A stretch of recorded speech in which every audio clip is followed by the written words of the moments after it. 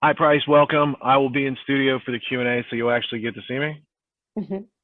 Great. Nice to meet you. And I'm Nice. looking forward to hearing about student painters in the 21st century, because my experience as student painters was in the 20th century. Uh-huh. And I know they still instill some of the same core values and ethics, but I'm interested to see how you got led onto that and where it came onto your radar and those sorts of things, because I think it definitely probably changed your path, and I'm excited to hear about it. Very much so. And were you with, who were you with? College Pro, College Works? I was with Triple A Student Painters, which was 1993 to 97. So College Pro started a little bit after that, and some of these other ones, but that was one that was in all 50 states and Canada back then. Oh yeah, yeah. That yeah, it sounds familiar for sure because it definitely, like you said, there's the 20th century then, if you will.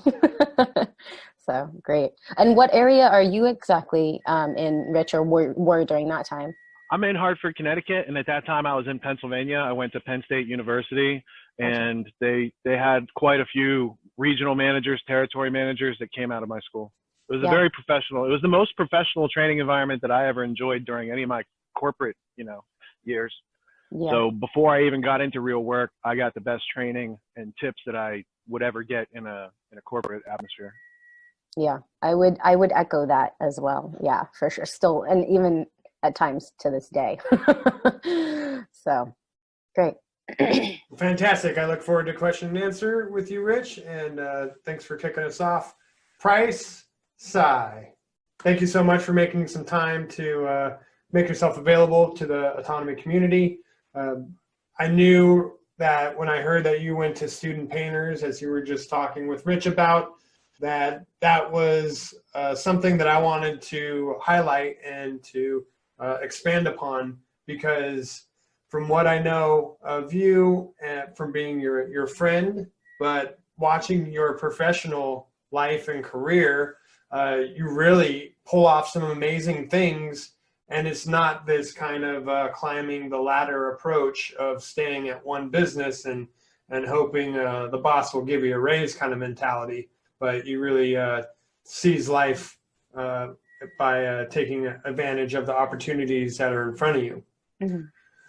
So why don't you kick us off and maybe just give us a brief timeline of, I would love to highlight your childhood, because I know you didn't have the most orthodox childhood, but then kind of what got you into higher education and then into student painting, and what route that took at then. Absolutely. Well, thank you for some of the reflections and the observations you've had over the years. It's endearing for our connection and our friendship too. Regarding childhood, I definitely was not raised very traditional at all. I was actually homeschooled every other year of my public school life up through essentially my sophomore year in high school. And it entailed anything from traveling. My mother, single mom, two kids, she very nomadic tendencies, and still to this day is very nomadic. And she taught us to, by nurture, be quite nomadic and adaptable. And I wouldn't trade the experience for the world, because it has made me who I am. Absolutely. I've definitely also had to do some of my own self-reflection, inward work with some of that too, because I didn't necessarily know, the best way to put it was what staying power looked like, staying with it, sticking with it, and being one place for long term. And so really learning what it meant to shift away from that cadence to a cadence of that made sense for my being, both in nature and nurture aspects of who I am, was definitely an important young adulthood journey, if you will. That all being said, childhood ranged from anywhere from living on a mountain with an outhouse and creative living with community and family, to modeling and acting and living in an RV and homeschooling that way, so that we got our education in a creative alternative approach to learning, because she by no means was traditional. She kind of was the non-traditional in her whole family, has the highest education, has a master's, went and traveled abroad. For her, nobody else in her family quite was like that. And from small town Oklahoma, if you will. But she had just a different bone and bug in her body, and had little ones to share it with that she chose to share it with. That's great. Was there any sort of curriculum she was lugging around, or just kind of pick and choose as you go? It was both. There was times where we did have a curriculum that we worked with. I don't remember the name of it at the time. I was born in Oklahoma, raised in the Midwest, did a lot of traveling from California, Texas, other places. So I'll admit some of the curriculum, and it is popular in some of the more conservative areas to homeschool. It was more Christian based. I wasn't ever totally indoctrinated into an actual denomination or church, but we went for Sunday schools for community and things like that. But that didn't really stick as much as some of the alternative ways that she raised me and us, which was more through building talent resumes, if you will, for modeling and acting, even engaging with people, especially adults, people outside of my own age range. And I would say actually in 5th grade, I was such a shy, quiet child. I was afraid to talk to a teacher. I didn't know how to ask a question. It was just really, my mother became concerned. And so she pulled me out at that time, and she basically put me in the workforce with her as her assistant. And that was the most radical shift that she could have made for me in order to get comfortable in my own skin, learning to speak and engage with adults. She would host expos and job shows, and I would be running around as a little 12-year-old helping her with these expos and these job shows, delegating and asking questions. And my homework assignments often were practicing interviews at the job shows. Wow. My elevator speeches, things like that, just because, if it was slow, go engage. And that's what I would do. I also had a curriculum of other things I was working with, but that's where I learned the most. And to some extent, I'd say a little bit spoiled, because now it's hard for me to want to work with the academy on a whole versus experiential work, because it is how I learn best. I think it probably could be how a lot of us actually learn best, which is, I think, why we're having part of this conversation. So yeah, 5th grade or 6th grade was really a turning point for me. And then I went back into the public school system about a year and a half or so later, because I was missing sports and socializing with my age range. And really the dynamic of being able to play with both was invaluable. And did you mix well going back into the public education? I did pretty well. I definitely, in hindsight and knowing my being and who I am now, I did have some anxiety around belonging. Another little caveat to that, I was raised off and on in the Midwest, where I was the only female Asian in my whole school. And I'm half Chinese, half Caucasian, European, Irish mix. And so that played a part that I didn't know really played a part until I left the Midwest to be in the Pacific Northwest, and then becoming more and more, growing into my own adulthood and my own mixed ethnicity, if you will, which is, I love and appreciate that position that I am in, and the perspectives that I've gained from that and being a minority, if you will. So I think that was something that was interesting that I didn't realize going back into school systems, that did play a part that I just didn't know until later, and that, again, I had the opportunity to work with what my hidden beliefs around that were, like how did I view myself compared to others, although none of us really should, I don't recommend comparison. It obviously kills creativity in many, many ways, but it happens. And that has been a really powerful learning curve too, even in that aspect of being a minority in that way. Although I don't feel it totally, but I realize it's still a story that's in the world that I get to navigate too. So yeah, self-awareness. So what happened when you hit sophomore? So we left Missouri my freshman year and ended up in the Pacific Northwest, right on the border, because I got the itch to want to go back into the film industry, and Vancouver, BC was booming with their film, and still continues to boom with their film industry. And so Mom, the nomadic problem solver that she is like, okay, and packs us all up, takes us up to this corner. And I ended up in Blaine, right literally on the border, Blaine High School for a year, and did everything. Honor Society, drama, film, the weekly TV production, like every tennis, track, like advanced level Spanish. Like I attempted to fit all 4 years of high school in that 1 year. Because it was, to be frank, I was a big fish in a little pond without knowing it there, but everything was accessible enough. And I said yes to it all and quite enjoyed it, really valued the support of the teachers who witnessed and knew, and was seeing I had a lot of people having faith in me and a lot of seeing something in me, and gave me opportunity to say yes to it. And a few of my friends, we jokingly call me the Labrador puppy who's like wagging her tail all the time and is excited to say yes, and I'm right there with you doing it all the time, right? So that being said, you weren't forced to be there. You didn't feel like you were forced to be there, being drugged through someone else's plans and goals for you. You saw all that as an opportunity to do what you wanted to do. Absolutely. And yeah, it definitely was kind of more like the Baskin Robbins 31 flavors, choose which one's yours, you know. And so I said yes to a lot of them, like 10 probably, you know, of the 30 some odd flavors.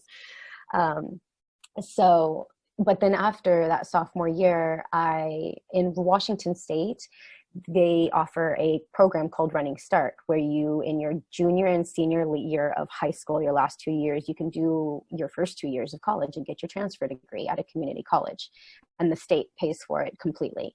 And so that's when I left the high school system, chose that for myself. Mom always said, you know, yeah, it's an option, choose which way you want.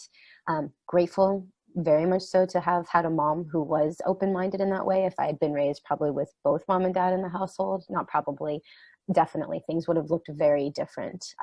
There would not have been autonomy. And I'm grateful for that. So just you're saying culturally, right? Culturally speaking, culturally, my father's the Chinese side of the family. My mom's the Caucasian side. So yeah, very an older way, a patriarchal way, and a very traditional Chinese way. And although there's a lot of it that I respect, it wasn't what my DNA and spirit was built for in this lifetime, I think. So you had then access to college and choosing any curriculum that you wanted. Oh yeah. And fortunately, really Running Start gave me the best advising that I've received in any education, even in further education, like the counseling and advising aspects. You don't get your hand held or supported. And I don't know if handheld is really the right word for it, but you don't get the guidance or the support to process that. As I found, and I have continued to find in the academy, but Running Start really did. And I think it's because it was not only a really well-funded program, but B, they knew they were working with high school kids that needed more guidance than I think just any adult coming into a college who has agency. Because you're 16 or 18 years old, choosing to show up to class, choosing to finish your projects, choosing what you're taking next quarter, choosing how you're going to spend your money for books or not, or send them back, if you will. So that was definitely another one of those continued parts where I was given an opportunity to say yes to it and take it wholly. And so I did community college, honor society, was an officer in that, owning a role there. I quickly realized communications and working with communications and speaking I had a mentor who really saw something in my talking and continued to encourage that communications might be an arena for you to keep working in. And again, it went back to that experiential aspect. It wasn't just the books, right? My education was learn something, now bring it out into the world, apply it. And that is why I was a communication major. Got a bachelor's in communication and business management.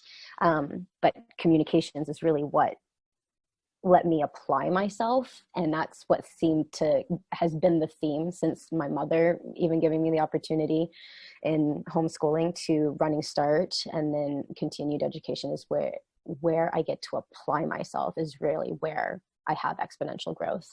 And that's how Running Start showed up for me and how I embraced it as well. So awesome. Great. Well, yeah, you sound like you were self-motivated and being challenged adequately enough to keep moving forward. I did. Yeah, very much so. And I was working in management and retail at the time too. Did you jump right into management? How'd you do that? I didn't. I was just doing part-time while I was in my sophomore year, because I could only do that legally, actually. I think you can only work part-time until I think like 16 or something like that. I don't remember the details, but then I got a part-time management lead role and was at the same retail, Lady Foot Locker, if you will, same retail place for 3 years during all of that time to support my lifestyle. Graduated with my associate's degree and high school diploma all at the same time. Transferred to Western, which is the university also in the same area as the Running Start program, although Running Start's all over the state. And then my fall quarter at Western, I got a flyer and it said, do you want to make money? Do you want to run your own business? Do you want to do boom, boom, boom, all these things? And I'm like, this is interesting. And of course, caught my eye with the momentum I was going at already with everything else I was saying yes to. And you can make X amount of dollars and X amount. And it's been, what? Oh my gosh, I was almost shy of 15 years now. So I don't remember everything that the flyer said. But was there one of those that stood out above the rest, or just all in combination really sparked you off? I think it was all in combination. And I had the break in my school schedule that day to go. It was a 30-minute informational session. And I was like, well, why not? I've got 30 minutes. I would accredit a lot of my opportunities has had to do with a lot of why nots, like for curiosity. Of course, return on investment of my time is relevant, obviously. But yeah, it's a curiosity of like, go with no expectations, no assumptions, no demands, and see what shows up.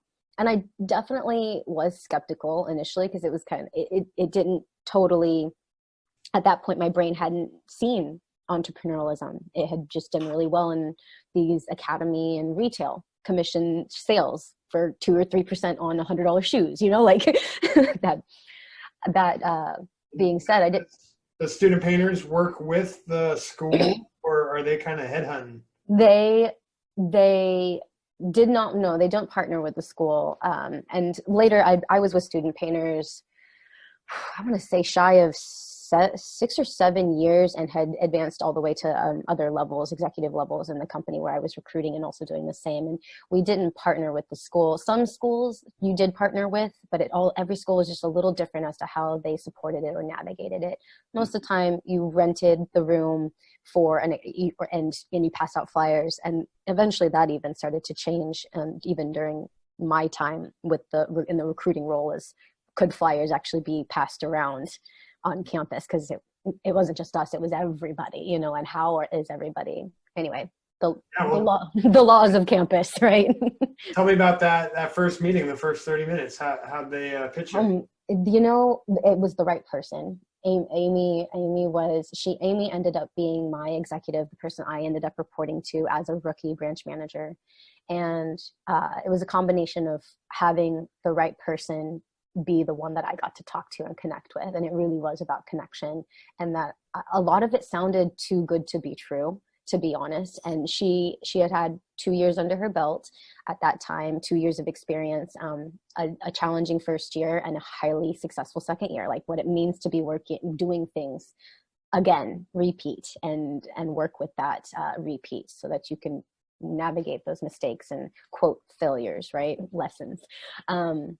And so hearing her story, they did a really elegant job of pulling together the right information to catch the money side of things, the experience, the personal growth, the community, the connection, the play, all of it, the finances, like the whole aspect of it in 25 minutes, with 5 minutes to, well, for me, ask my questions and be skeptical, because I'm like, I got this good thing going with Lady Foot Locker, I've been with them for 3 years, probably could progress, do the whole thing.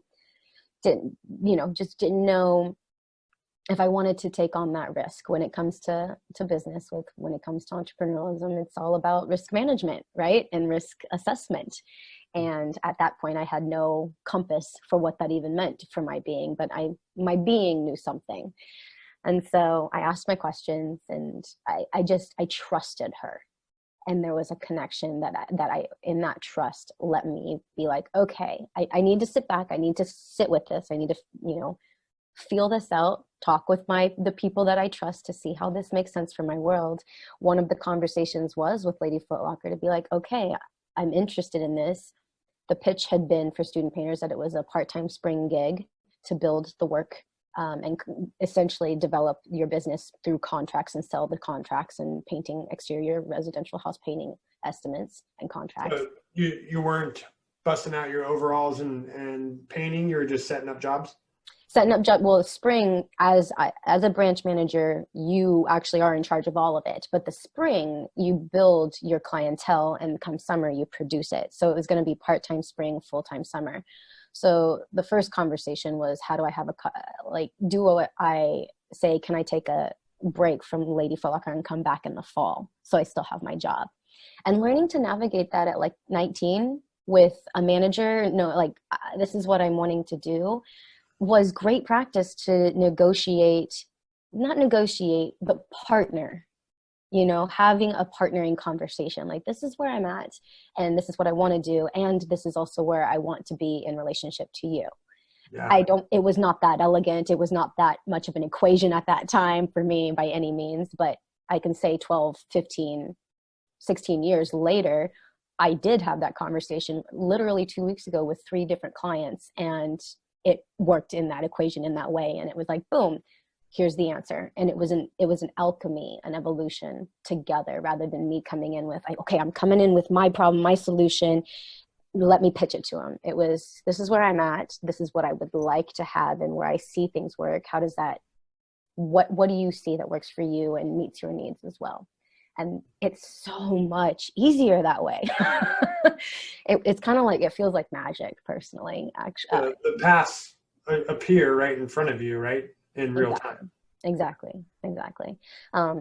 And I'm not going to lie, I definitely tap into a lot of spiritual practices where I know I'm not by myself in making my efforts put forth. Something else bigger than I is definitely assisting and supporting. And I want to bow to that and appreciate however I have channeled and cultivated that relationship to also support the relationships out here in this plane, in this world for me. Great. Well, so that spring you got to apply your sales experience that you learned from retail, and then go knocking door to door? Yeah, but we had a training immersion with student painters that had us fully getting all the things that we needed. It was a crash course, and the secret ingredient to it was, you have your crash course, now go hit the pavement fast and hard. Don't second guess yourself. Don't leave room for doubt. Don't leave room for the habits, old habits, because they like to die hard, right? So sure, Lady Footlocker gave me confidence in being able to pick up a conversation and be social and have rapport quickly and connect with people and know what that looked like. But retail is nothing like residential home ownership conversations. But it did help me support like I said, the rapport aspect.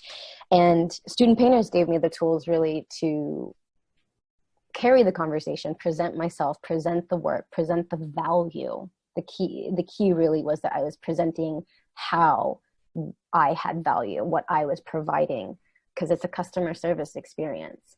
And that learning to communicate value meant learning how to pay attention to them, to understand what they valued so that I could speak to it.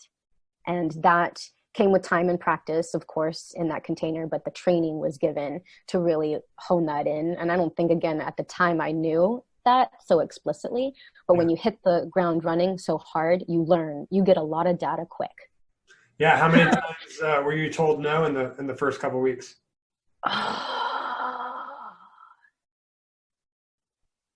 It's so long, but I'll admit I actually sold pretty quick. It's been really long. I did sell. I was one of the amongst the first to sell pretty quick in my role. But I will give you a story that was intense, that was not successful, and it was I want to say my second job when we started production. This wasn't during the sales season. The sales season, I was killing it. Did great. And the secret to killing it wasn't just me. I had some secret magic. It was, I did my X amount of estimates and I followed up and I was consistent. The difference mainly with myself and the other branch managers was the goal was to do 3 or 4 estimates this week. What do you need to do to produce the leads for that in order to have the phone calls, in order to schedule it and have a backup plan if it doesn't? But to complete that consistently, the math adds up, metrics add up. It's no secret. And I was consistent that I really had such a standard for myself that I'm like, I'm going to do 3 because I said I'm going to do 3 or 4. Average closing rate's 25%. I'm going to sell a job regularly a week. And with experience and practice, you also get a little more efficient and effective with your communication. So let's bump it up. You sell 2 this week, So that was something that made a huge difference in my momentum, was that I was consistently doing the metrics, doing what I said I was going to do because the metrics made sense to match it. Now, as production season came, this is where rubber meets the road and paint meets the house. It's where I had never painted. I had no experience. I'm 5'0", people, just as an FYI, 5 foot and 100 pounds. And I have been since I was 12. I look like a 12-year-old half the time when I'm out there. And so when people see me, they don't expect me to be painting houses. And the thing was, I would get teased about this often, and some of the time you had to fake it till you make it, because clients would ask, "Is like, do you paint? Really?" And I'm like, you know what? And we had been trained, to know how to paint and train people to paint, but I hadn't painted 20, 30, 50 houses at that point. But I said, I know how to paint. I know how to paint well, but I know how to train people to paint well, better. And that was my little this isn't a joke. I'm like, I know it's not efficient for me to actually be painting. It's more efficient for me to be going out there, having conversations with my clients, getting my team, my team of students who are having a summer job work for the summer so that they have the money that they need for the rest of their year, right? This was what was important to me, that I provided a good job and consistent work for my team. It's not moving 20-foot ladders. No. Although I could, definitely by July, about a month or 2 into the summer, I could handle a 24. Yep. Exactly. I could handle a 24 and proud of it. Got a lot of good comments and entertaining looks for sure. Had a truck and everything. So but you're going to say a story about when it was a no, if you will. I got kicked off the job site because I had overpromised and underdelivered. I had mispromised. I had totally mispromised, and it was due to the lack of experience for sure. And learning ultimately that the people-pleasing side of me didn't serve well. It never serves well, first of all, people-pleasing. But this was one of my first lessons of people-pleasing. Overpromising. Was it a time thing or the quality? It was a product thing, a miscommunication and misknowledge of product and communicating to the client and what their expectation was. It was my second job. So I had just completed my first full, not only did I sell it, back in 3 months ago, and now we're painting it 3 months later because the weather's good. But now I'm actually seeing what it means to actually cut a line, sand the ridges down, see what I am saying out of my mouth. I had a lot of faith that I was going to be taught what I needed. Again, fake it till you make it on some of those things. And the model had proven itself plenty times before to make that work. But you have to have a lot of faith in yourself and being able to hustle and create the value in your word too.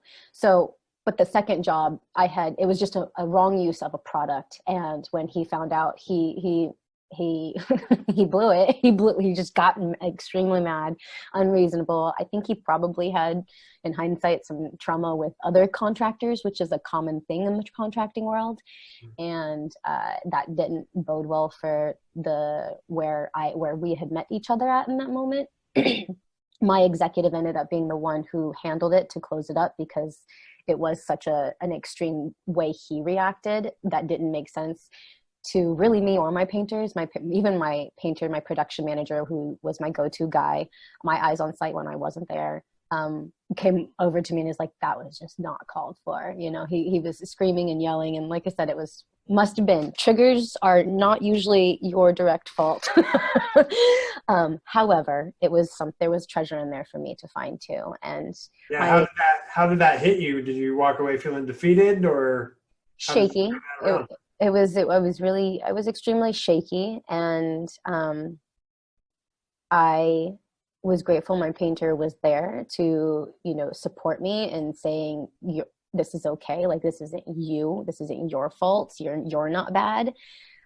Picked up my phone, resourced my exec, and she was the same person who had recruited me 8 months prior, and she gave me all of usually conversation, what actually happened, and okay, great, where can we work with it? Handled the emotion and also was productive with it. She ended up being the one who finalized the conversation, because I think he needed someone to go there with him, and he ended up apologizing. In that situation, a year later, I ended up running into him at a home show where we were marketing for student painters again. He came up to me and he was like, so how'd you do? And I was like, honestly, your house gave me the most potent lesson, and I ran a record-breaking year. So thank you. And I'm here again to do it again. And so, and then he just gave me, huge, appreciations and thanks for hearing that, and also just being in a mutual space as well. So it was just, I was lucky to get the full circle experience of buttoning up that situation. Yeah. Well, after the first year, what made you stick with it? Like, you seem to have so many opportunities, and what was happening in school at this point? Were you kind of getting disillusioned or bored with it? Yeah, exactly.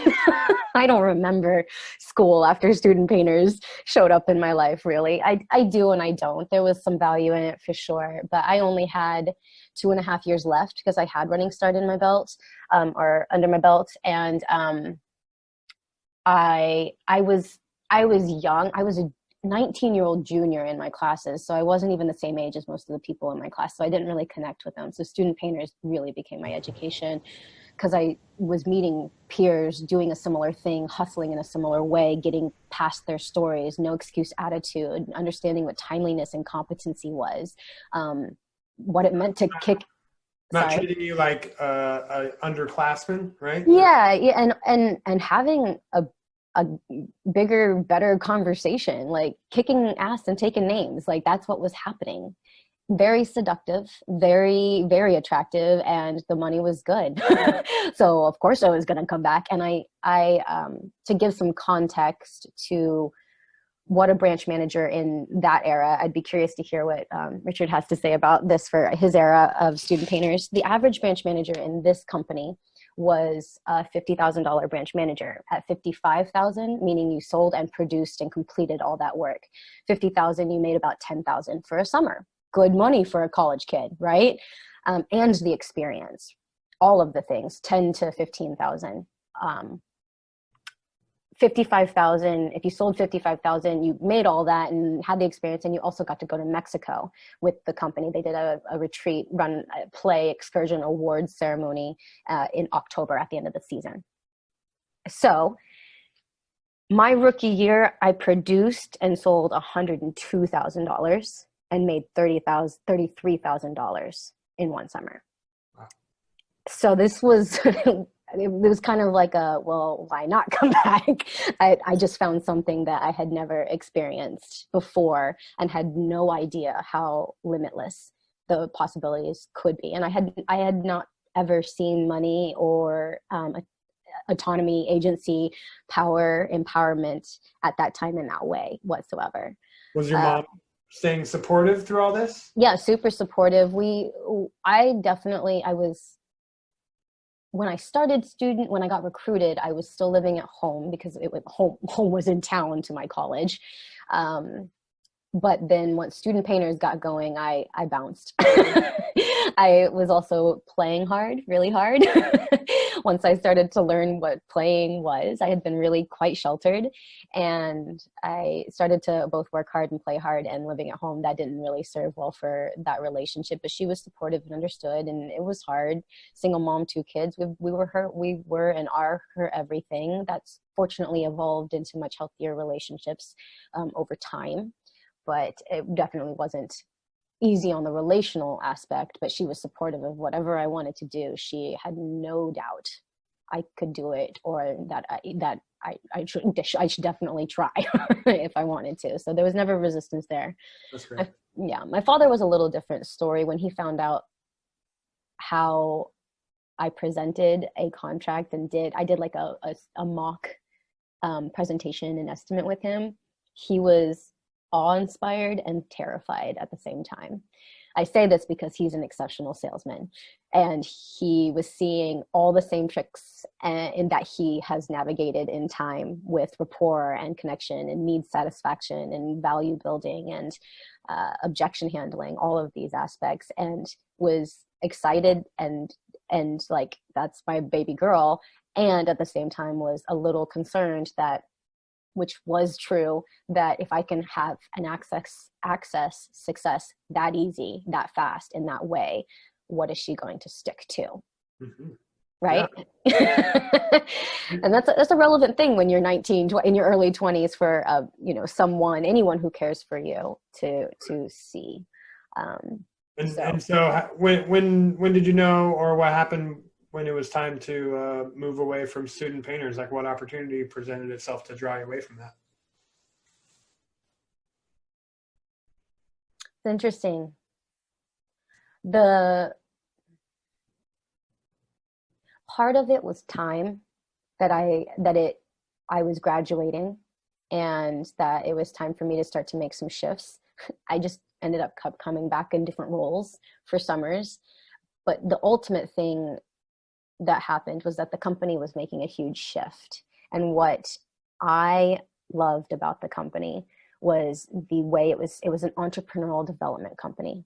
It was not a get rich quick scheme. It was not, although you made good money and you did well and you played hard, it was that it was changing who you were, making me, a competent person. And this was also what I was doing with who I ended up managing, is teaching them, like, you have more. So let's find it. And the company at one point wanted to essentially, I want to say about my 5th year into it, double in its size. And it brought in a new partner and tried to grow too fast. And it changed that piece radically. And I threw a temper tantrum. My morals and values, a temper tantrum as much as a mid-20-year-old can throw a temper tantrum, in the way that a 20-year-old can throw a temper tantrum. But it was a moral value temper tantrum. That it wasn't no longer what I was pitching, which the pitch was that it was a development company. We were growing people to be better versions, not just numbers, and it had shifted. And so that's what, it just didn't align with my values anymore. And I started making some shifts, and talk about I had to reflect I hadn't been looking and reflecting, because I'd just been in such this hustle land of development and growth and play and money, and and so really. Did you realize you didn't really have a resume all ready to go? Offices? I had a resume. It was more like, truly, I realized when that happened in Student Painters, I could not settle less for what matched my integrity. So it was more, who else had a resume that matched my resume? That was really what it was.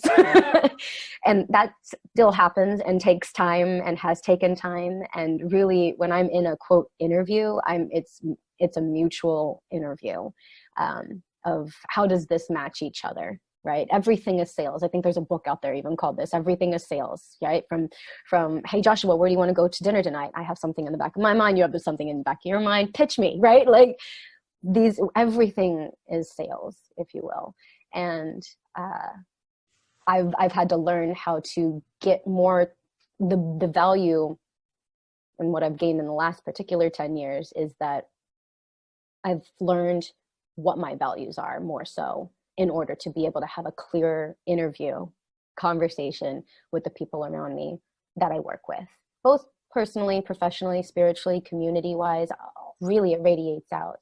My professional world has just always been a potent experiential learning arena. And it equates to some numbers that gives you some indicator sometimes. Although I've learned that that's actually not my most effective currency for me is dollars. I work sometimes in a in a different currency land when it comes to emotional, spiritual well-being, whole lifing aspects of in my realm, in my world. So, well, that's really impressive to hear that you had such high values and ethics as a young 20-year-old, and now makes perfect sense to the person that I met and valuing your friendship because of who you are. Thanks, Joshua. Appreciate that. Well, I want to use our time effectively, and so I'd love to hear just some milestones from student painters. What are some of the jobs that you've had? Some of the relationships business relationships that you've had, and just describe a little bit about what you do now. And I think you have a lot of pots on the stove, right? Yeah. In the short and sweet of it, in terms of the pots on the stove, the best verbiage is really consulting, independent consulting. And I have a small collection of clients, but they have big roles, various roles for me that look very different from client to client. And it really is like the perfect kind of work dynamic for me. I am not let's do one thing 9 to 5, Monday through Friday. I like my me time. So I also don't like a full, I'm hustling 60, 70 hours a week every week. There are sometimes, some seasons, some parts of the life that is required, but not as a sustainable long-term thing for me. To go back in terms of some milestoning, I've done things ranging from managing marketing and communication logistics for Microsoft and like their Xbox. I was their personal account manager for moving their marketing equipment for an extended period of time, and that was corporate world, Seattle. I appreciated it, but I couldn't do a Monday through Friday. I couldn't do 40 to 50 hours of the same thing, although it was still a cool, slick, sexy approach to marketing and transportation logistics and all that. It didn't match wholly where I was at that time. And then I quit everything and moved off back to the Midwest for family, actually. And I was also having at that time some more inner reflections of like, okay, what really, I'm seeing that I can do a lot and I'm good. Like, if I say yes, I can figure it out to do it well. But what do I really want to know well? And wellness started to show up. So I ended up as an office manager at a wellness center, working with a chiropractor. This was during the time when I had moved back to family. My grandparents were ailing and had passed during that time, which I'm grateful I got to be there for. But it wasn't home for me. So I ended up coming back over to the Pacific Northwest to get a degree as a technical degree as a physical therapist assistant so that I could practice and know the body further. So I was starting to hone in more and more on this wellness aspect for myself and bringing that piece in. But this business part of me just kept like creeping back in, and it was helpful in relationships with patients. It was helpful in supporting the management of a center, various ways and various things. All these tools, it's just, my toolbox was just beginning to become more and more diverse, if you will. But come to find out, again, I was then stuck in a 9 to 5 therapeutic traditional healthcare role that the universe basically told me, nope, that sense of stability is really still not your jam. And so that ended up shifting due to the facility actually closing, and I had the opportunity to sit back and reflect. If I really look at like my timeline, spirit and universe has consistently given me opportunities to be like, wait, what you doing? Like realigning me 2 steps forward, 1 step back into alignment, if you will, right? because I do. If you can't tell, especially with the pace that I speak, there's a lot of enthusiasm and energy in here, and it sometimes runs me more than I get to be in flow with the river of life that really is available to me, right? And it was something I had to recondition myself away from during a time with student painters, because it was so much like, I'm in control, I'm the power of this. This is my result that I'm gonna handle by the reins. And yes, that's true. I have agency. I have the opportunity to have precision with my actions and my thoughts and my emotions. And I also don't need to be fighting resistance, right? Like there is also a part that is very important, which is the listening to what's indicated and where I'm being called to. And what I've learned is that serving the call, the thing that keeps me up at night, is when I actually sleep better at night, is when I serve that call, instead of trying to be calculative and me up here being in control versus me in the whole body being aligned and seeing it unfold and saying yes to the next right step, if you will. So as a little side tangent from the little milestone, but that's a huge one for me when I started to get tapped into my intuition paired with the tools that I've been given the opportunity to resource. That's when things started to drastically change in terms of my well-being on a whole. And my relationships have gotten 10 times richer, and my definition of prosperity has radically changed. And because it's not just financial, I have what I need. I am provided and supported by. I have the relationships and clients that I like and enjoy working with. I like having sustainable relationships that work for them as well as that works for me. And I get to be in service with the little tools that I have collected over time. And so that, there's lots of little stories in there. Some I'm kind of drawing a blank. Let's shift this over. Richard, you want to reflect back your experience with student painters with Price, and then after you guys chat a bit, then we'll open up to Q&A. I really enjoyed this conversation. Joshua, you had excellent questions, and Price, your experience is very interesting. And I resonated with the business management plus communications, because most people don't have the communications to do anything with their want to have a business or help people with their business. It's a limiting skill. So for you to get sales, communications, which is all function of sales is a function of communication, to have strength in those skills, it gave you the ability later to step out of student painters when they're like, it's about money and not integrity. You're like, I'm all set. I got skills. I can go other places. Do you feel bad for the people who didn't have the strength to leave when the culture changed and then they had to go through the next year of learn by failure? No, I don't. I didn't and don't feel bad, because I was vocal enough that it wasn't a secret. In that whole experience, and it wasn't like I was trying to like put my hands on my hips and say I told you so by any means. And I am really good friends with a lot of the people that were still navigated that.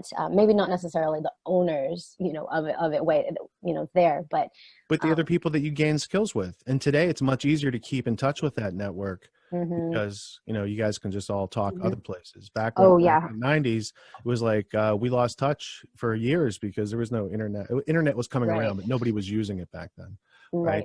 So I resonated also with when you're talking about handing out flyers and how rules changed on campus and these sort of things. There were always these sort of problems, but it came down to they were placing ads someplace, and then that got their management structure for branch managers. And then those branch managers placed ads, flyers, the signs that you stick in the grass, would get those hundreds at a time, all these things that we would use, the door hanging flyers that we'd put on the doors. Those things got us business. And you and I learned that if we do that enough times, we start earning a comfortable living. So from my end, I met a lot of great people. We painted some amazing houses. We overcame some problems that we never foresaw, but it gave us the chance to like rise to those occasions and be responsible. And those types of skills and work ethic and working hard with your friends and all making good money after doing good work was the most rewarding experience that I had in college of a work variety, because I did other jobs. And then as far as the corporate world, it definitely had the integrity, the level of integrity there was so much higher. And I thought leaving there, going to corporate world, I would have to like step it up or something, but no, it was way lower. So, and then once I've been an entrepreneur since 2003 now, so I don't have a 9-to-5 anymore. And so those skills enabled me to do that, because my business degree would have never, ever given me that type of freedom or latitude in life. Mm-hmm. Yep. Agreed. Yeah. It set a whole new precedence for confidence and competence. And yeah, you just knew how to really, I think the biggest thing that I learned is like learning how to reach, learn how to ask the question, learn how to find your resource, reach. The resources are there. Did you guys have accountability meetings each week? So as a branch manager, did you have them with upper management, and then you learned to do those jobs and have those accountability calls, right? Yep. Ops meetings. Yeah. Will you talk about the accountability calls and how useful they are for branch managers? In my case, back in the day, I had to drive like 2.5 hours each way to get to my territory manager. Yep. That was about the same for me with where my territory. That's not the case for everybody, just depending on where their territory is. But yeah, Monday nights, it was in Seattle. I was coming from Bellingham after school, carpool with the people and do accountability. And it's a meeting with all the team in that region, setting your goals, saying how you're going to create it, how many lawn signs are you going to put up, how many flyers you're going to put up in order to, our flyers were shaped like little houses. So that's why they got called houses. What is your plan in order to make that goal happen? And is that realistic for you? And then the accountability call was Thursday or Friday, usually Thursday, because Friday's a little too late to hustle for the weekend, to check in. It's like, all right, how's your plan going? How many do you actually have scheduled? You don't have it scheduled. What's your plan to get it scheduled? Whole conversation of breaking it down in order to make it happen. And, that looks very different from person to person, obviously, for upper management and the branch managers, or execs and branch managers, if you will. But yeah, it was regular check-ins. It's a consistent check-in and practice with yourself and someone else who's witnessing you. So would you say that persistence and consistency really make the difference between the branch managers who see the flyer or the ad and don't succeed, and the ones who are like, oh, there's a widget to be cranked, and if I need, this minimum, I'm going to make my goal bigger, so I can always make that little goal? It just seemed reasonable to structure it like that. How'd you do it? Yeah, consistency. It definitely consistency. And not taking no's personal, because when Joshua asked me that question, how many no's did I get? I'm like, you don't, I don't know. I didn't track it. You get them for sure. And I just don't take it personal. You move on, you move to the next, because that's expected. Expect them. That is normal. So that's a good point, but let's talk about follow-ups, because there was many people who said no to my first offer, but when I called them and said, you have an interior, if I can schedule on a day when it's raining, I'll do it at a lesser price because that was your objection, these sort of things. So there was always a way. They still had a house that needed to be painted. I didn't pick a house that didn't need to have work, right? So there was usually a continuing conversation. And I'd say most of the people I did estimates for, especially after like year 2, because I really systematized what houses we looked for, what services we provided, how we we used sprayers, which we weren't supposed to do. But oh, really? I had all sorts of advanced moves to cut the cost of doing a house. So I could, if we picked out aluminum siding houses, 1-story aluminum siding houses, those people were facing changing the aluminum siding, which is a huge cost. And to be able to prep the house, spray the house, because if you brush it or roll it, it's many coats.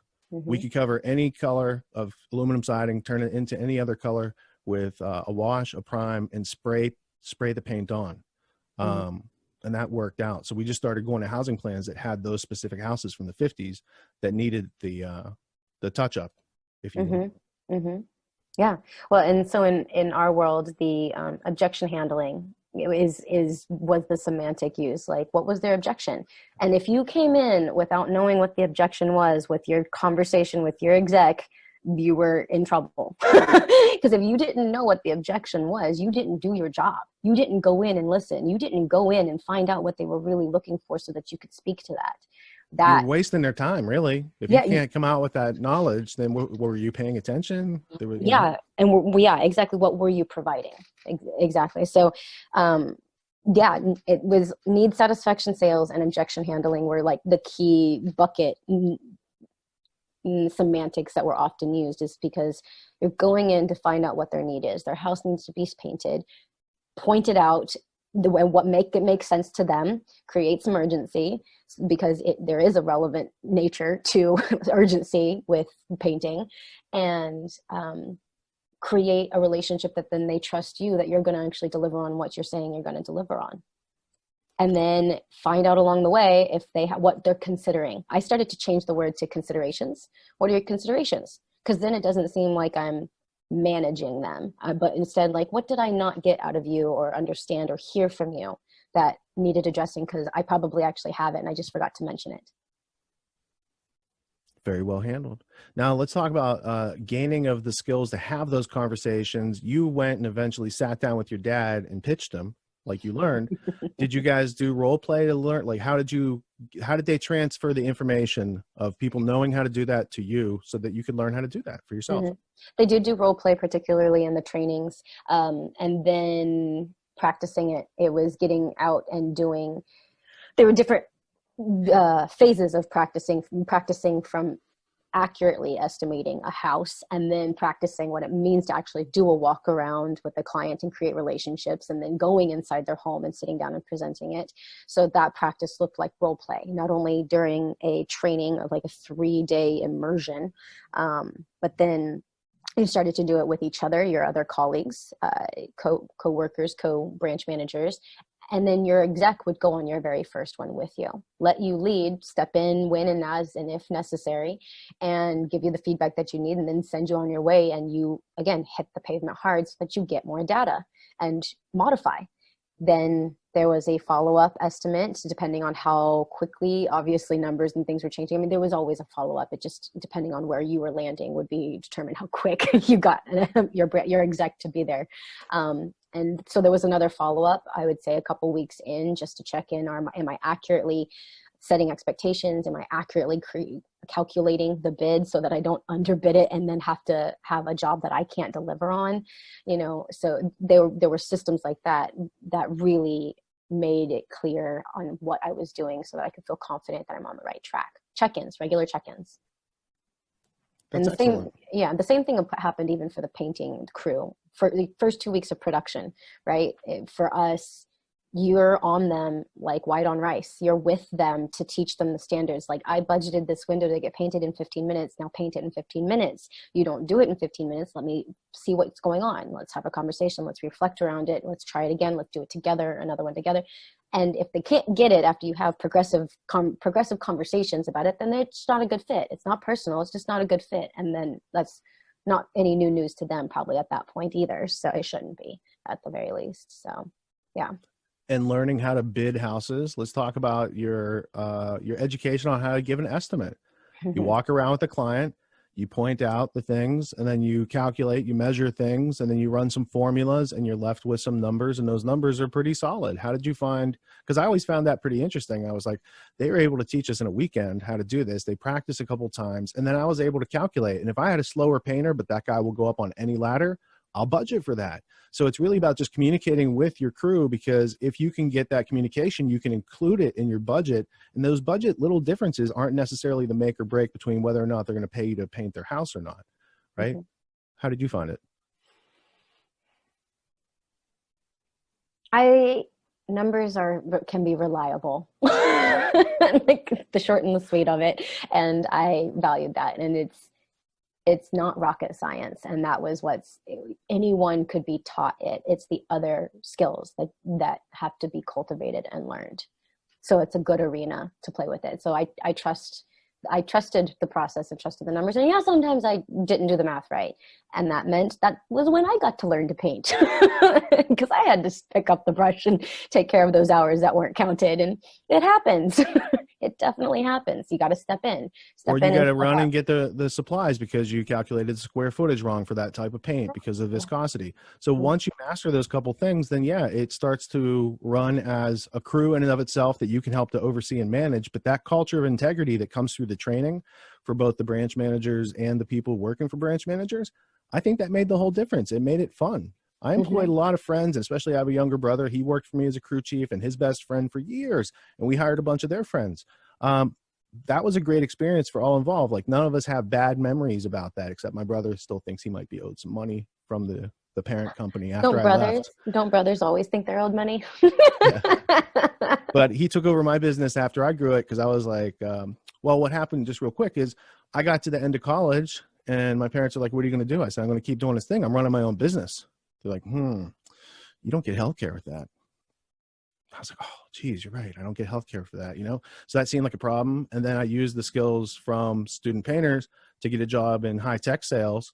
And then I was off to the races, because I was like, this is much better than painting houses and standing in the sun, and dealing with the rain and clean up and stuff like that. It was a higher level and use for the skill set that I had learned. So that's when I sold it to my brother, and he did it for a couple of years. Cool. Yeah. Yeah. Now, I have a few people in various, some that other colleagues that went off to do tech sales and business development, organizational development. Another one who shifted over into solar, essentially the same kind of model, if you will, but with solar, and took off with that. And some that still continued on with the house painting, but did it on a different level and a different scale. Another business broker running their own business through having side businesses and being a business broker in his region, running his own brokerage, if you will. Mm-hmm. So it's just, there were so many different ways that it could be used, and for so many different people. And for some people, it was that they got out of a small town that they needed to get out of and be able to say yes to more of their dreams than being stuck in a small town and didn't realize that they could. And others, it was really big multi-million-dollar businesses that made sense for them, that they got to sprint off with and hire good people and have a good company, some of which have one business, the solar one specifically, has hired and put through many of other student painters over its decade plus of being in business, because it was just a culture you knew exactly what you were going to get. And it makes it happen like that. You just got to tweak a little bit of what is it that we're doing, but how we do it and why we do it, and the integrity and ethic of it was all on the same level. Yeah, it seems like the culture of excellence, once you get outside of there, then you're finding out, like in corporate world, there's no one went through that training that we went through. And I thought naively, because I grew up in Western Pennsylvania, so it's kind of like the Midwest. I thought naively that the training I got from student painters in college had to be here, and what they were going to bring me into would be a higher level. But then you really see it was excellent training. As far as the franchise, what they provide is management. They provide the training, they provide the guidance, and the insurance and the advertising materials. And I think it was like topped out at 20%. And then as you met quota, it went down from there, which was very reasonable back in the day, because looking to start your own business and pay individual insurance for the business at that age, these sort of things, it didn't seem feasible. So it wasn't even the type of thing, it was a temptation to go hang out your own shingle and paint away from student painters. It was a legit good deal back then. So how was it still like that when you worked there, or was the rates different? It was different. And what's actually interesting, student painters, and so this was always an interesting piece to me, student painters, it was studentpainters.net. It was a smaller company. I think actually the founder was with AAA. And that's why I had heard of it. And then Who was the founder? Dwayne Bishop. In Pacific Northwest. He's always been over here for the most part. So that's why I was like, and AAA was nationwide, and I'm pretty certain. Yeah, we could have been on a cruise together once upon a time, but I don't know. That, or I'm probably older. No, he was old. He was old and for us, he's like in his 50s. He's in his 50s. I don't think you're that old, but I don't know. I'm a few years shy, but I had older guys in the infrastructure, and there were definitely older guys. Like there were guys. So you were like 19 when you went through it. I think I was 21, 22 when I got into it. And there were guys, the oldest people there were in their 40s, 50s, 60s, because the founder had to be 60 years old back then. He was a guy from Xerox named Neil Bradley. And those are all familiar names. He couldn't find qualified salespeople for Xerox. And he's like, I'm going to go start my own entrepreneurial adventure. And then it was nationwide. And back then, I think there were 5,000 branch managers, a total of 50,000 people when you counted all the students on the cruise and stuff like that. like the work cruise, not on the cruise, but there were cruise cruises too. Well, so Dwayne Bishop, I'm pretty confident with all those names and everything, was part of AAA, and then when he branched out and started his own student painters, and so studentpainters.net, and how the model that he actually worked with was that actually you were hired on, you had all the responsibility, but they took care of the liability insurance coverage and protection, that aspect of it. You did everything though the same way. Royalties did also change from rookie to second year managers and things like that, depending on experience. Actually, my rookie year, I think I sold probably somewhere in like the 110, 115. However, my boyfriend at the time was also a student painters, and he was a returning branch manager. And so we put the remaining work on his because it had a lower royalty. They didn't let you do that after that, but we did navigate. Once I broke the 100,000 branch or benchmark, it was like, okay, done with that. Now let's just make a whole bunch of money. All right. So at the time, you guys have two crews in your relationship. Did you each have a crew truck? How did you even tote all that equipment around? Sure. I actually had two crews on my own in my branch, for my branch, and he had one crew. He didn't produce nearly as much as I did, or run at the same pace and caliber, but we did both have trucks individually. And we started to share equipment, and we lived together at the time, so we could store some things like the 40-foot and things like that when needed.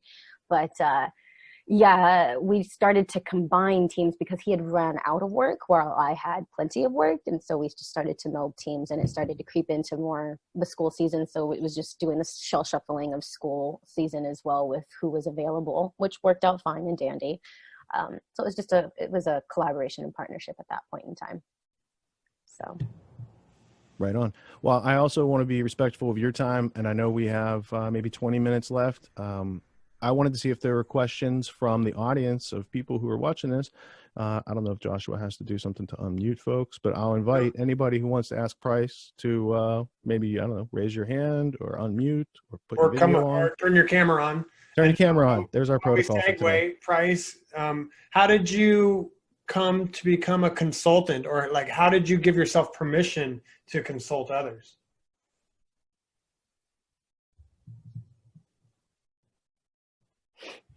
It organically happened.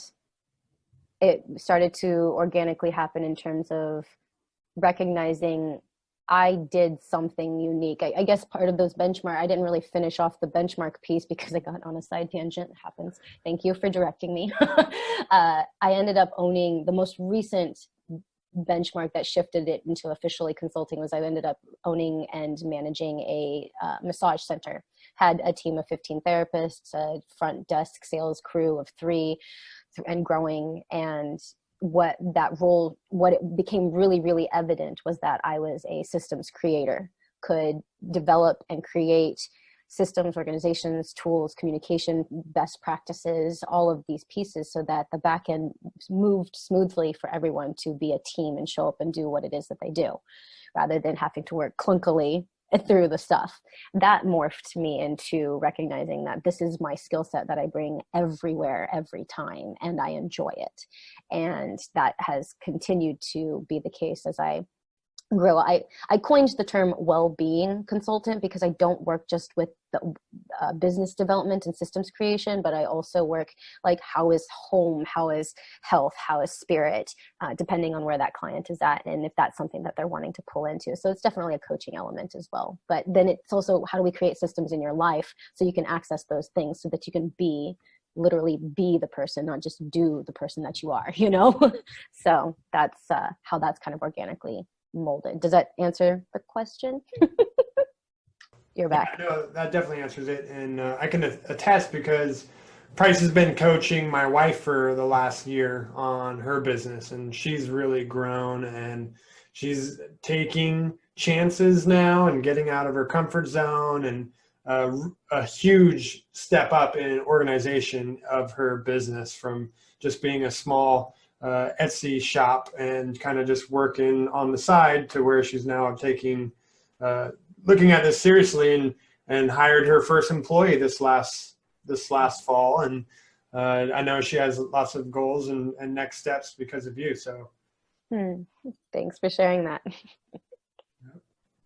Roland, you have your camera on. You want to unmute and ask a question? I don't particularly, but I'm fascinated by it all. I have never really seen myself as an entrepreneur at all, and so this is all extremely new to me, and I'm fascinated by it. Saying that, actually, I did start a business when I was much younger, before I joined the army, but I've done nothing like that since. And are you still a school teacher, or how many years of teaching have you done? Well, I was a full-time teacher for about 17 years. I just do occasional work now. I have a couple of relationship with a couple of schools, and they call me when they need an emergency teacher, and it works well because the kids know me, and I get a reasonable rate because I undercut the supply agencies, and that's kind of worked very well. But I don't particularly want to work in schools anymore, so I'm just absorbing the vibe that I'm picking up, and hopefully it'll brew in my mind as the weeks progress. Well, thanks for showing the courage of being the first one to turn your camera on. That obviously shows you got drive. Thank you. Well, Price, I would love to hear what is the typical day look like for someone who writes their own script in life? Oh, well, my new favorite one that I'm experimenting with is I call it my nonlinear time, meaning that it is like no concrete, hard and fast commitments before 11 a.m. Now, there are things that happen, definitely, but it's so that I don't overbook and let my day unfold. Because I think there's oh man, I wish I had this off the top of my head. There's a David White poem. Oh, it's the one that off the Christmas card I gave you, that it literally, the plans that you make for yourself are too small for you. That was one of the essence of part of that David White poem.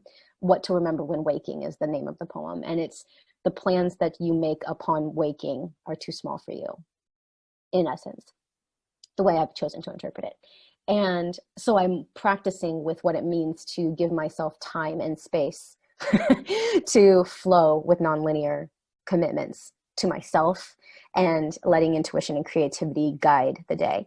The afternoon and the day gets pretty packed back to back, which you have known and have seen in some of the email exchanges that we did the dance in creating this as well and making this happen today. But oftentimes it will end up looking like an appointment with one client at one part of the day, and then another part, and then a community walk or talk or connection, a movement practice that I need to get my body, yoga, bar 3, whatever that might be. Good nutrition, time with my sweetie. It's a little bit of everything, with a lot of it focused on filling my buckets in a pretty harmonious way, all my buckets. Getting clear on those buckets took some time, and it still evolves all the time. I'm putting one down and picking a new one up, right? Spiritual studies or personal development studies. That's a bucket that's in there that I time block. Time management is a huge thing that I work a lot with a lot of clients with, in terms of like, bucket this. Don't let anything touch this. If this is your personal development time, nothing else touches it. This is where you get to do X, Y, and Z. That kind of stuff. So that's good. It's a lot of time blocking, if you will, and color coordinating. Well, I would love to compare calendars. I think that'd be really exciting for me, and I know others would benefit from that too, because it's an acquired skill, right? To be able to manage your calendar accurately. I'm really in the trenches right now with just getting this Autonomy Unlimited business up and going, and realizing all the systems that need to be in play. That I'm working hard, and I need more. The other areas of my life need some time as well. So, what's some advice that you'd give yourself if you could go way back when, before, like say back to your sophomore year, What advice would you give yourself?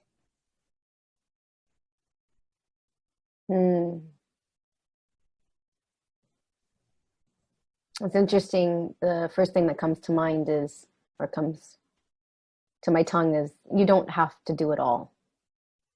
You don't have to do it all. And yeah, and what you give is more than enough. And so it's interesting. That's definitely a little that's some counter advice that I think I would have heard in student painters or in my early 20s or even mid to late 20s. But now being in my early 30s and recognizing that when I show up as who I really am, shit happens, and that's enough. Pardon my French. I don't know. I didn't think to even ask. Can I swear? I mean, we're in the painting world. I'm certain the sailor's mouth thing is not moved or evolved away from the painting world whatsoever. And so that I definitely learned to swear as a student painter. Learn how to improve your swearing. Yeah, right. It becomes an art. Yeah. Can you describe a little bit about your relationship with money and maybe how that's maybe started or evolved, or like, and where you're at now with it? Well, financial literacy, I think, is a really interesting thing in our culture. I think it takes a lot of effort, personal reflection, development, investment to discover an individual's relationship with finances. I really wasn't raised around a dynamic that made a lot of sense for me to know how to have foresight with it, nor a family system that really navigated holding down a career or one thing, and so I didn't really learn it there. And then student painters, it was all of a sudden a flood. And so I spent it just as quick as I got it, pretty much. And I bought myself at 20 a brand spanking new Mini Coupe, ordered it online and everything, bells and whistles, advanced or the upgrade speaker system. It was an S 6-speed. It took roundabouts like a dream. You shouldn't do that, but it took roundabouts like a dream at really decent speeds.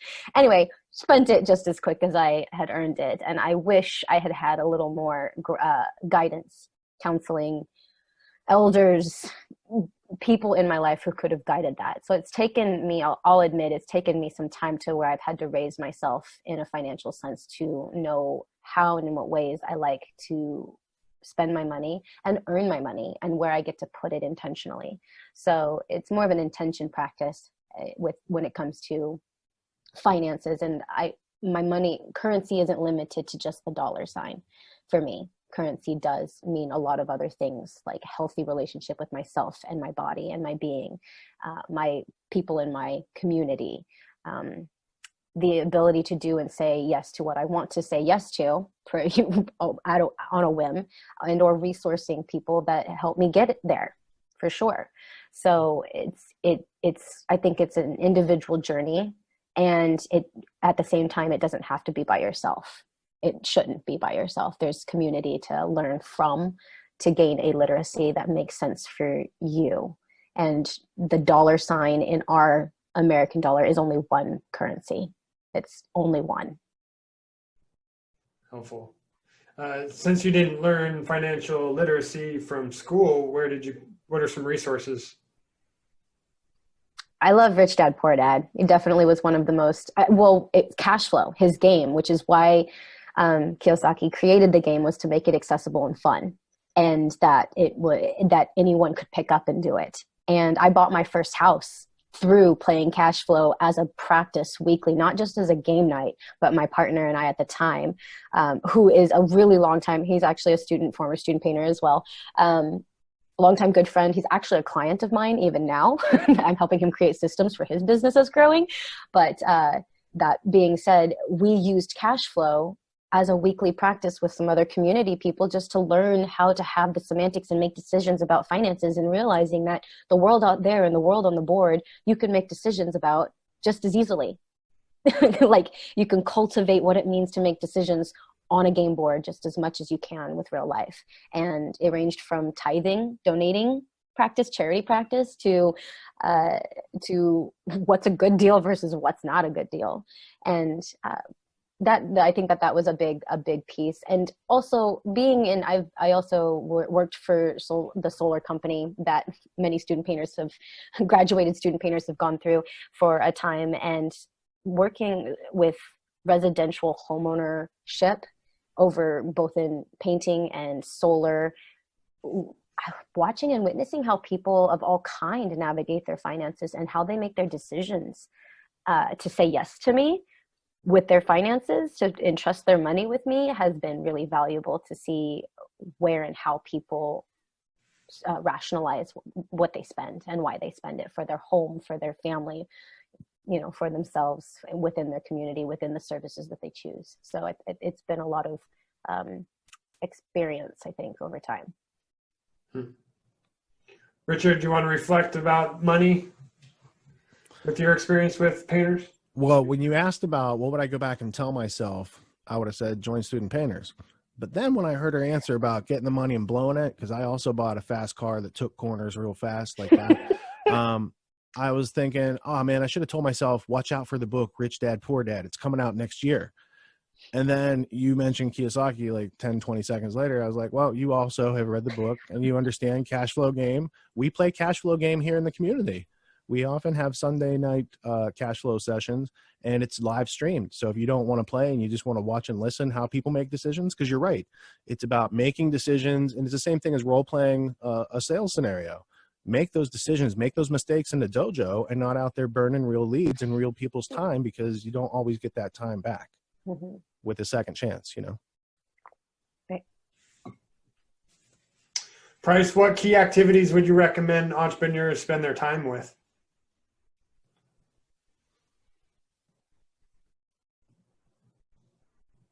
Yourself.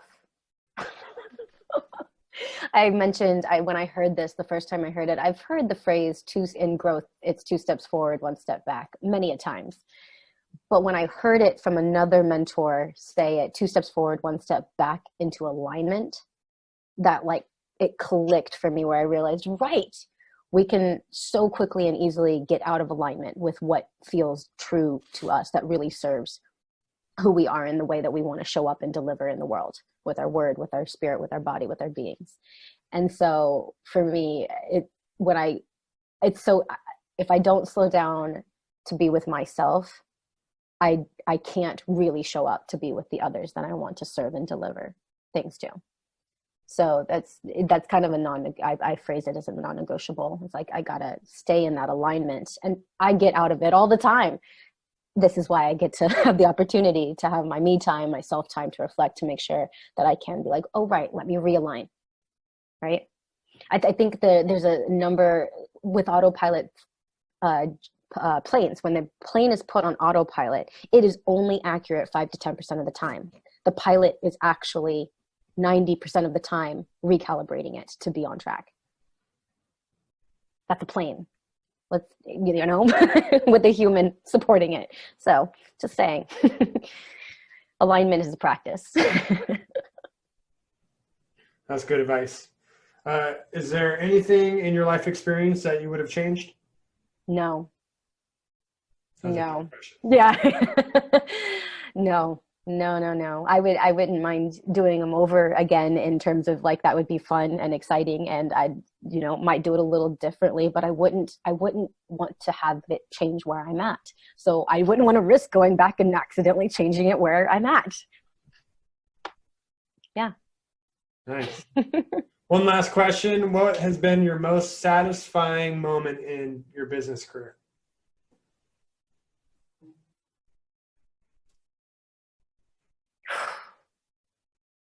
Oh man, that's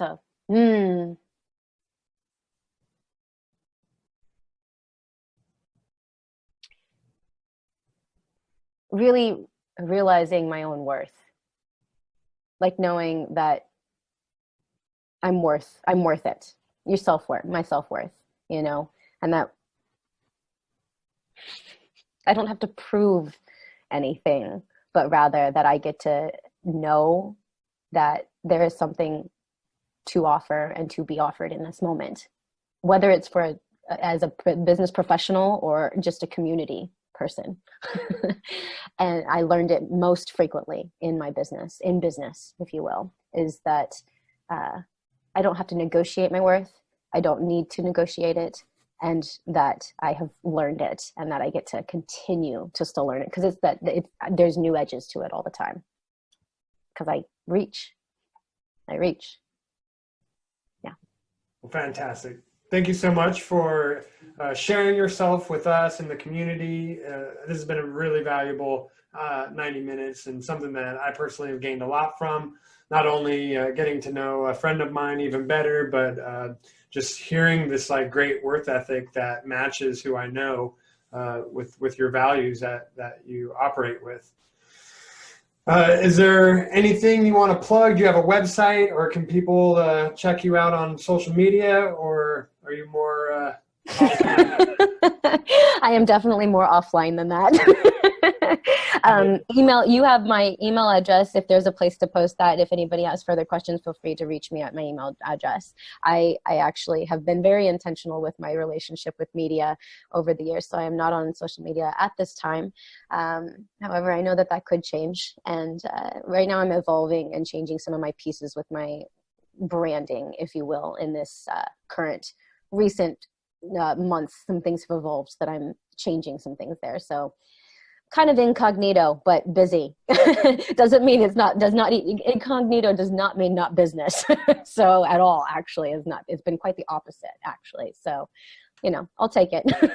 Yeah, well, it sounds like you've positioned yourself into a life that you want to live. Rich, do you have any closing remarks? No, I really enjoyed that. I think anyone who was here got a lot out of it, even though they didn't ask questions. I don't know why you're going to give them an email if they wouldn't ask questions. No, I'm just kidding. And I look forward to seeing who has questions and what types of things they would ask you, because I think there is a lot of synergy between the experience that you're bringing to the table and the things you're doing and the things that other students here are trying to learn. So as we move forward, I'll share this video with you after it's edited. I know you don't want to post it to social media, but I always offer it to the guest speaker. Thank you. Just in case they want to use it. Yeah, you're welcome. Yeah, I'd love to.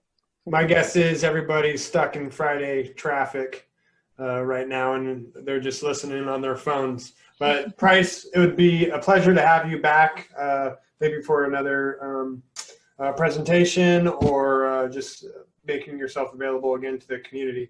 Thank you again so much for showing up on time and sharing yourself. Yeah, thank you, everybody, as well. Appreciate it. All right, Price. Take care.